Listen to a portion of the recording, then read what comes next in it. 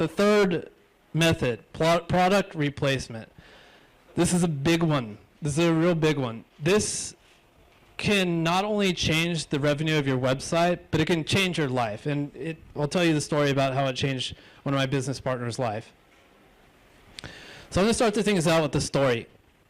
Back, I think it was late 2016, we were doing niche research and we decided to go into a certain niche.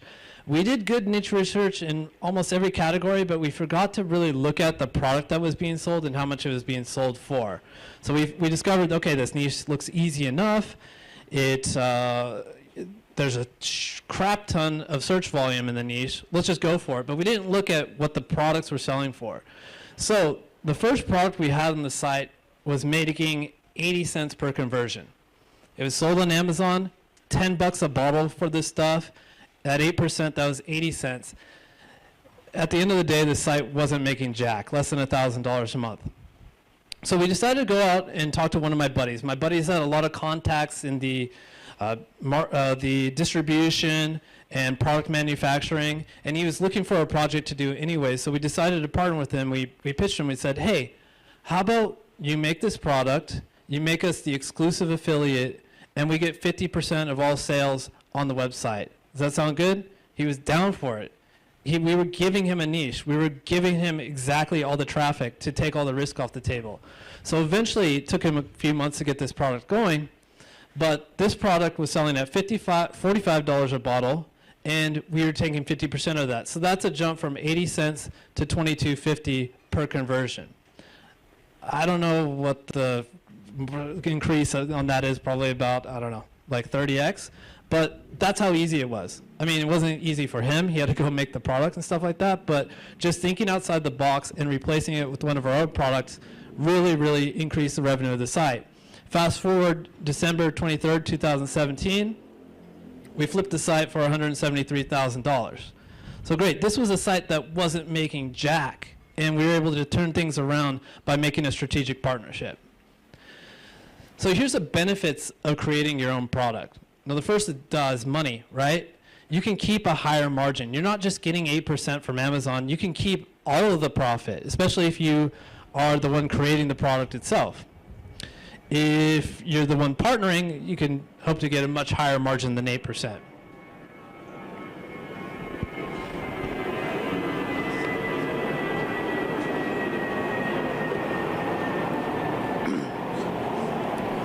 Number two is you can sell it at whatever price you want, right? This is your product.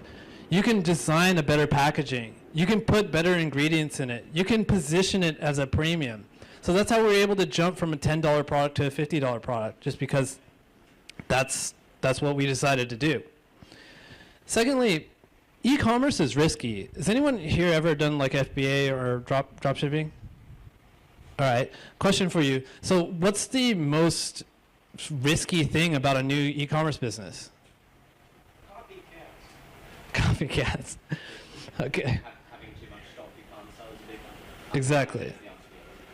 Yeah, thanks for giving me the answer I was looking for. So one of the big things other than copycats is you have all this stock. You just spent $50,000 on electronic skateboards or something like that. You got to move it. And it's sitting in the warehouse. It bleeds money from you. There's warehouse fees. So this de-risks you. It moves your inventory right away. You already have the pre-sales channel. You already have the visitors exactly looking for what you're selling. So all the risk is taken off the table. And lastly, the sales you make from the site itself, like the affiliate site pointing to the Shopify store or whatever, I mean, that's a huge bonus, right? But once you get this product on Amazon, that marketplace is huge. And this is where it can change your life, especially if you make a brand out of it. Where to start? Now you have two options. You build it yourself, you build the product yourself, or you find a partner to do it. Here's the pros and cons of each. If you do it yourself, be prepared to learn an entirely new field. The skills you have in SEO hardly overlap at all with e-commerce. So be prepared to learn and start from scratch again. Secondly, be really patient. It's going to take a while for you to figure out stuff like shopping cart abandonment. You're going to have to pass FDA and stuff like that. So be patient with it. That said, the sky's the limit. We obviously made a lot of money by by swapping this product with the physical product that our friend was doing and flipping the website. But our partner, he's running $1 million business at this point, and he could only do this, or maybe he could have done it on his own, but a big part of it was he jumped into this venture because it was a proven niche, and it was already, we already had the traffic going to it, so there's no risk. Okay, so that's if you do it yourself. You can also find a partner like we did. Benefits of this is, number one, you can just stay focused on what you're good at. I put in hours and hours in SEO. I feel like this is my sweet spot. I'm not down to distract myself. I finally got into crypto like a couple weeks ago, damn it. But I like to stay focused. I feel like this is the golden age, at least for me in SEO, so I don't want to get distracted. So I was able to do that by not doing this product myself and finding a partner. On the downside, you take less of the profit. I mean, we had 50% of the price of this product, but if I were to do this product myself, I might have kept about 90% of the profit. That said, if you do find a partner, what I recommend is you work in the exclusivity part of the contract just like we did. So like, make sure that he never opens up for another affiliate, because you did give him this niche, right? If he opens up for other affiliates, it's just going to cannibalize you. There are going to be more people going after the niche that are going to be competitors in Google, right? And also, we didn't do this. We worked in a percentage of all sales that happened through the e-commerce site, so the Shopify store and whatever we sent through the affiliate website. But also we got a percentage of whatever he ran AdSense or AdWords for, and also like when the brand started getting recognition itself, like when people just started typing in the brand name, we get credit for that too. But we didn't get any credit for what happened on Amazon. And when he opened on Amazon, people find their products on Amazon. So that took away a bunch of our sales. So my suggestion is work in a percentage of all sales. Maybe it's not 50% on Amazon, maybe it's 20 or 30, but make sure to lock that in.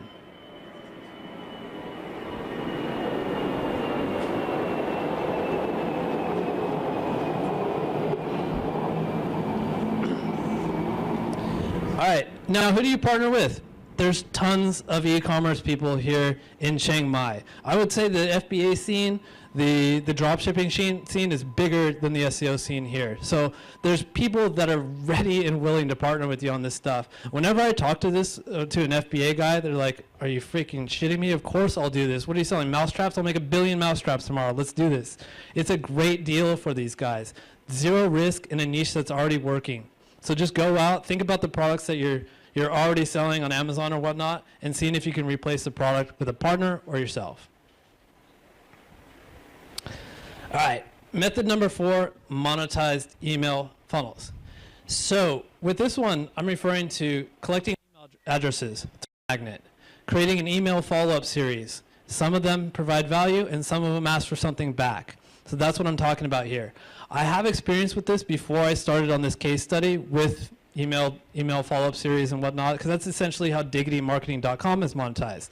I get the email, and then eventually, maybe they learn about my services that way, and they end up becoming a customer.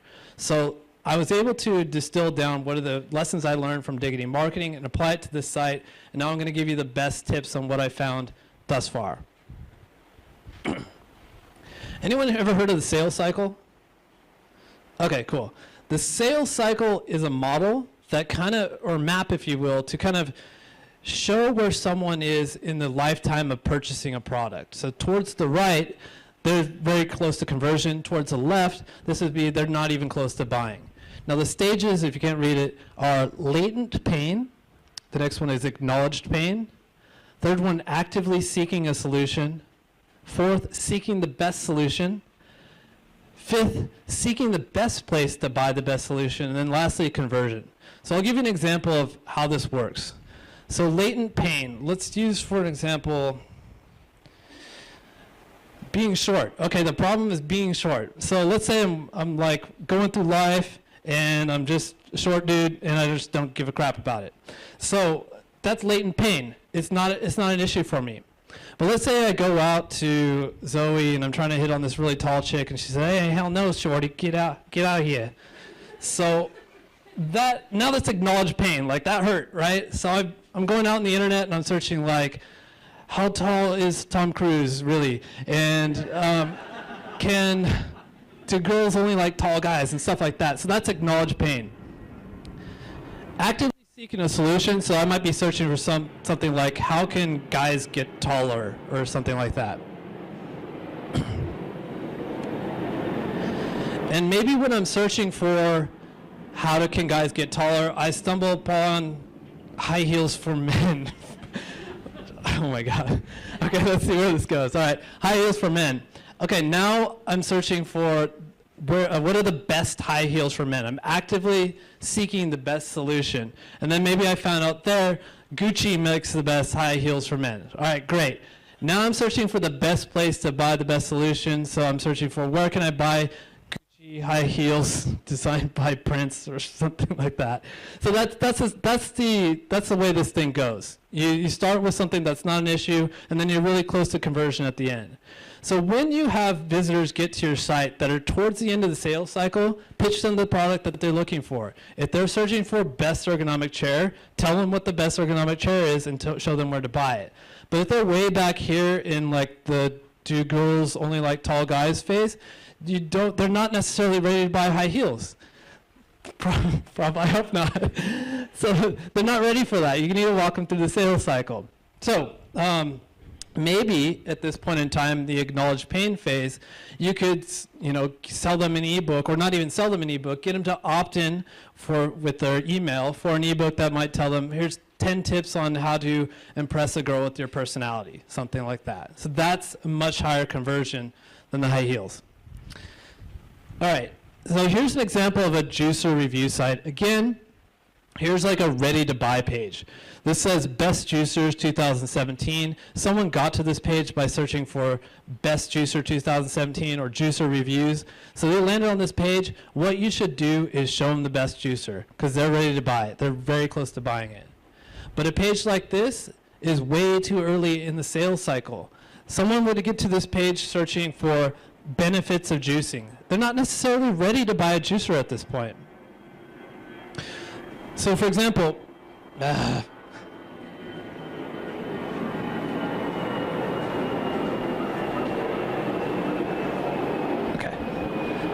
for example, in this article, the second section here talks about juicing boosts your immune system.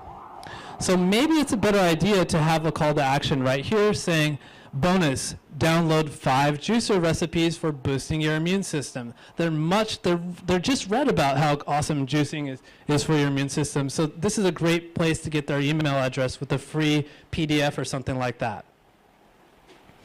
So here's some reasons why you would want to build an email list. Number one is to monetize a follow-up series. So after someone opts in, you'll send them a series of emails every day, every week, something like that. Most of them give value, but every once in a while you have an affiliate link that you can monetize. You can also do email blasts, right? So once your list gets big enough, you can send out a mass email like on days like Black Friday with a huge coupon and make burst income instead of just passive, like steady income. Also, if you're into making your own products, you can upsell this into your own ebooks, your own courses, or other personal offerings. There's a lot of money in information.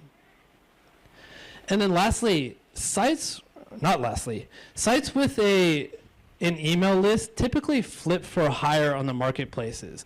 So if your site is only getting its traffic from organic SEO, that a buyer could think that's fairly risky. But when you have an alternate traffic stream like a dedicated email list or a fan club, that's more attractive to the buyer and you can flip it for higher.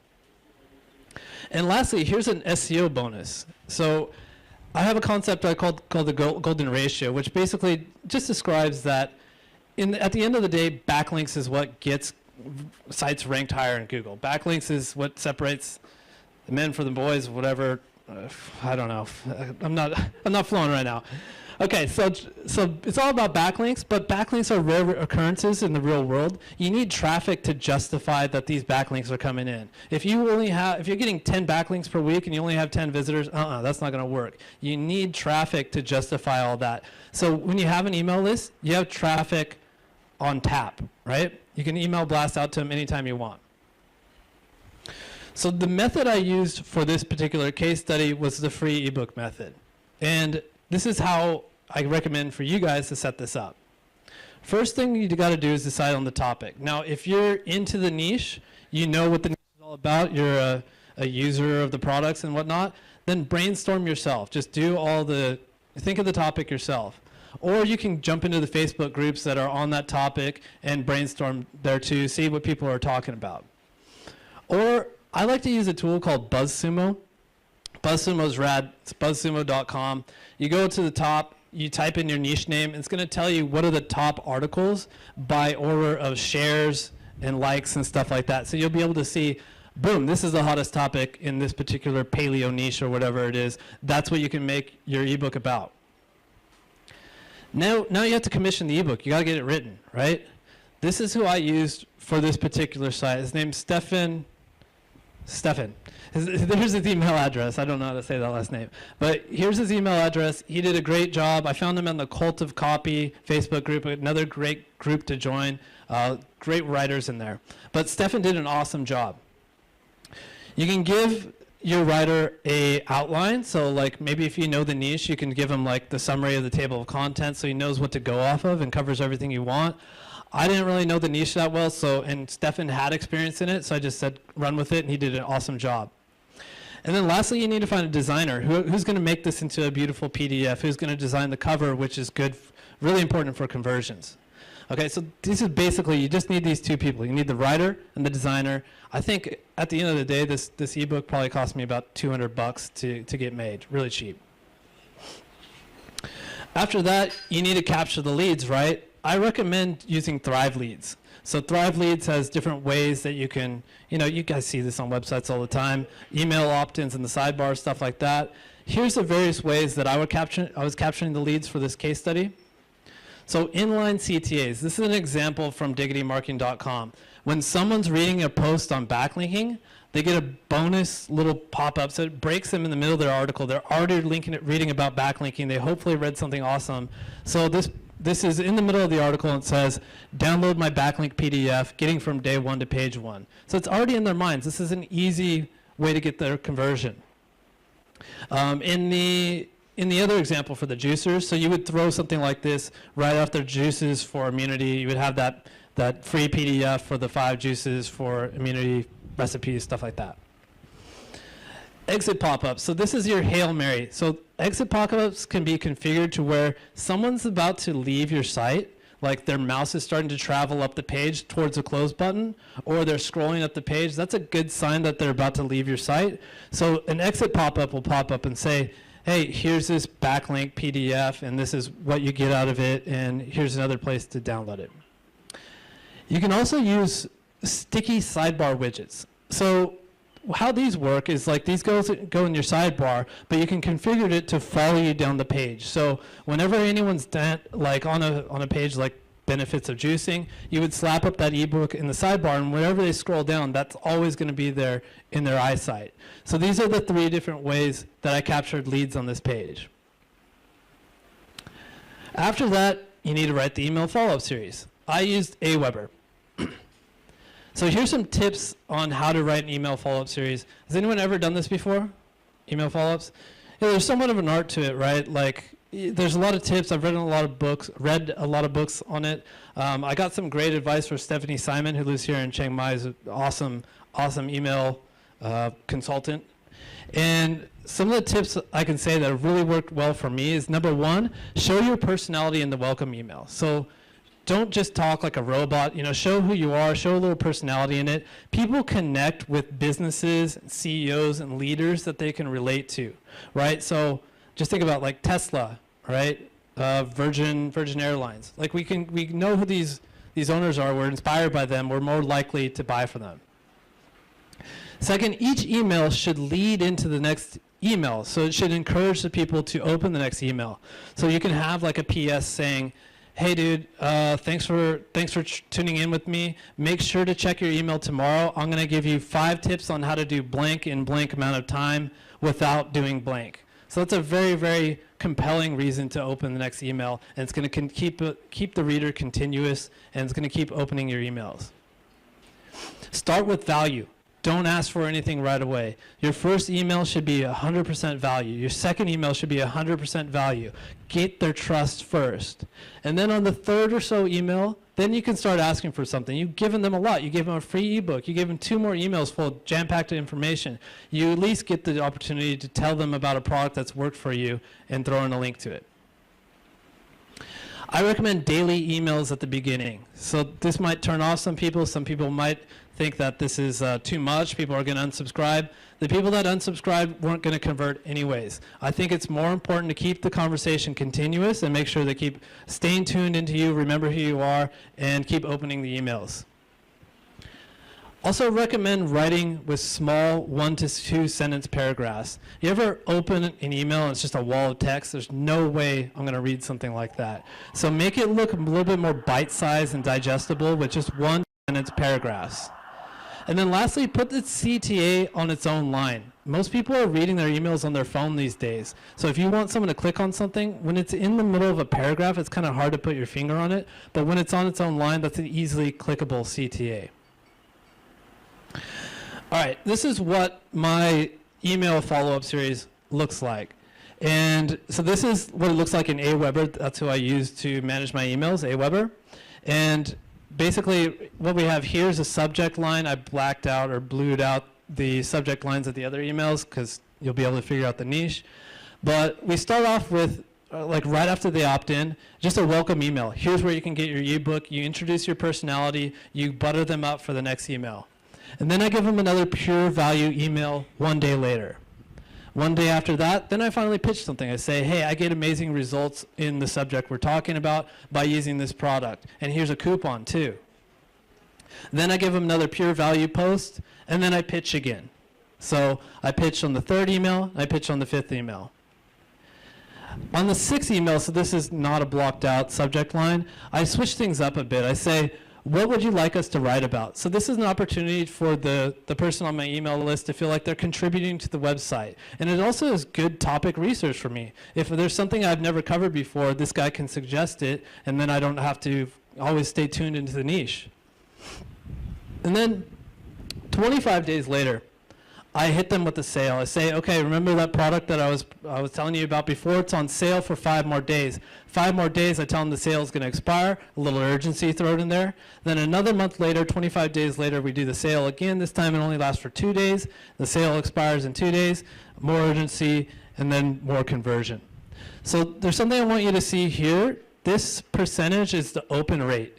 As you can see, towards the beginning of the email follow-up series, the open rate's high, 71% in the first email, then it drops to 57, 51, 43, and then towards the end of the series, it's getting quite low, 19 to 22. This is why it's important to get your email that's monetized up towards the beginning of the series, because people just aren't going to open the later ones. But also not to do it too early, because you'll turn them off, right? If you start asking for something right away, you broke their trust. So that's why I recommend the 3rd or 4th email for your first pitch. So here's the results so far with it. Now this is another Aweber screenshot. Now, what does it say? So in September, that was the month that I set this up, 162 opt-ins for this website. At the end of December, we're looking at 1,130. So people are getting into it. People are opting in. People are downloading this ebook.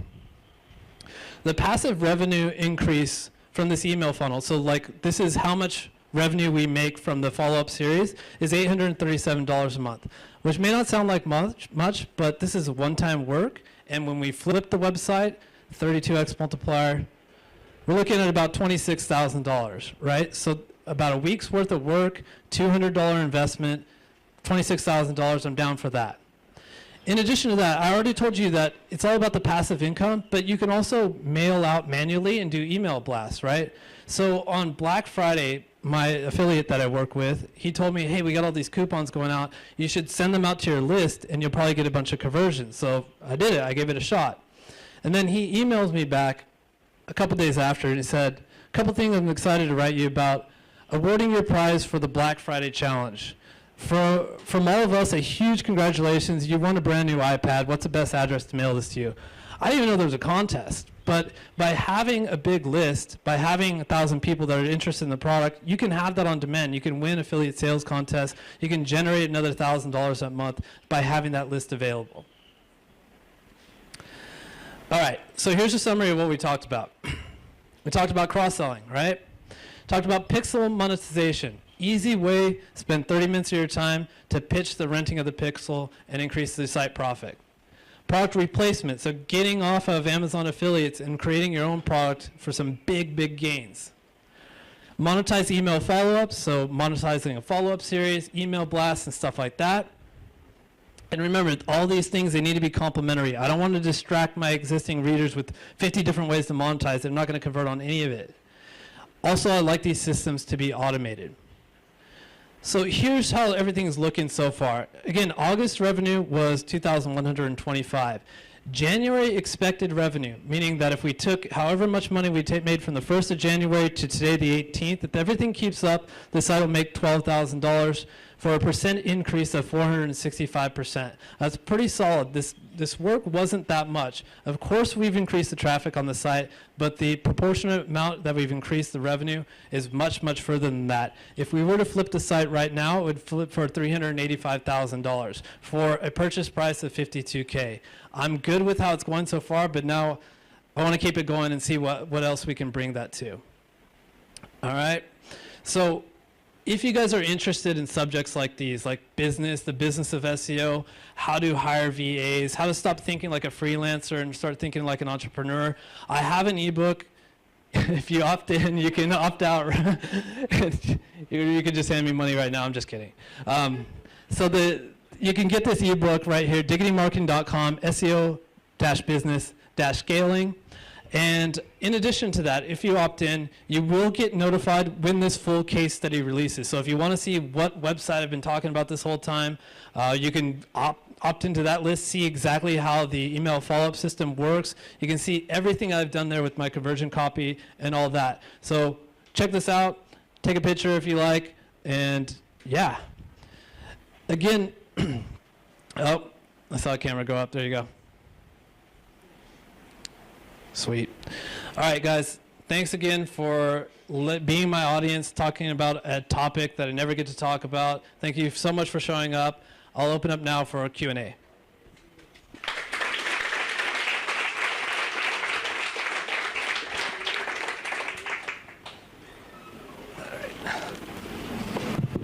Hi, my name is Pradeep. I'm from India. I run consulting business. I have a client who has $1,000 monthly income from around 500K traffic, so pretty low in terms of that. And I see a couple of opportunities to increase the monetization. So what should be the ideal model for me to get association with this kind of clients, because they don't have money to pay upfront heavily. So one of the ways getting shares in the money that I will increase, or what would you suggest? Okay, so my gut instinct there is, so tell me if I got this right. You have a client, he's not making that much money from the site. It's going to be hard to like pitch them on all these ideas to invest into it. What I would say is use your own money and then take equity in that. So whatever you put onto this $500 a month that he's making, you get 50% of that. It's your money that went into that. It's your time and money. So for how long I should get that money? So for 1 year, 2 years? I would say forever. Forever? Yeah. Okay. It's your work. It's all your money. He's just giving the platform to do that on. He's getting all that for free anyways. He's just going to sit back. You're going to do all this stuff. He's going to collect more money. He's going to be down for that. Yeah, thank you. Yeah. Anyone want to be a microphone runner? Awesome. No, I actually started this really stupidly.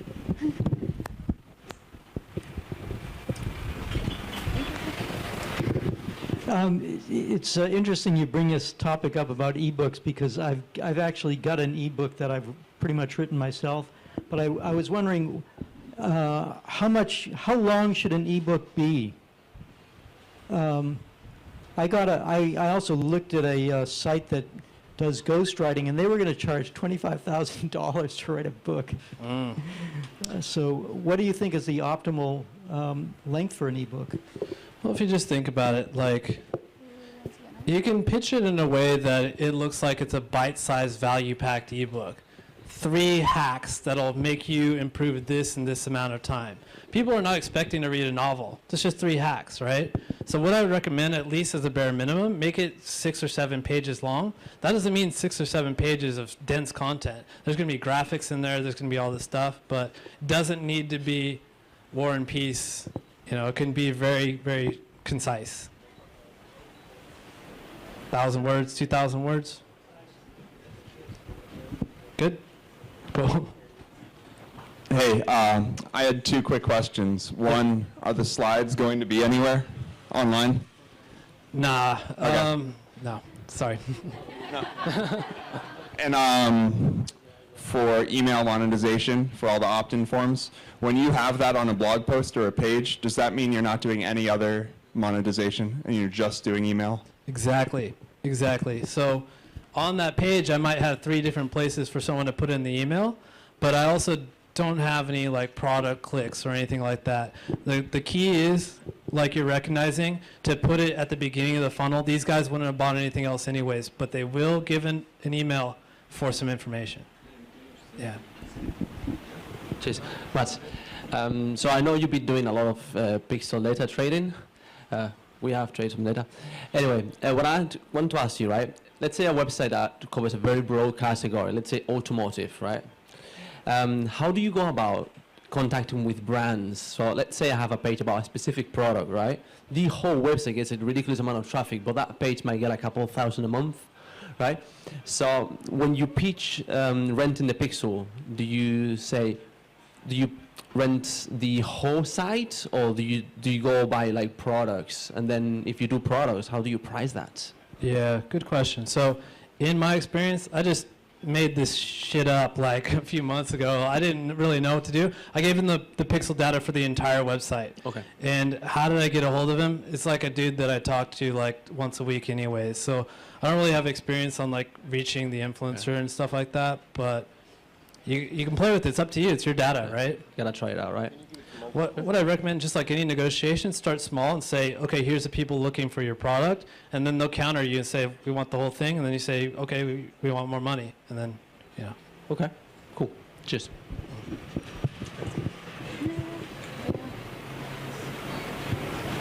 Any more questions? There we go. All right, here. Did you get any feedback from the affiliate for the pixel data? Are they driving sales from that, or is it going well? They haven't canceled, so I assume it's still going well. Yeah, I just set up a PayPal subscription. They're still paying for it, so yeah. Any other questions? All right. Again, thanks everyone for coming. Network, talk with each other. If you have any more questions you just wanted to ask me in private, I'll be up here. Thank you very much, Matt. I really love this. The first thing I learned about digital marketing is value add, sale. And I think that was the first value add. Thank you very much. Thank you.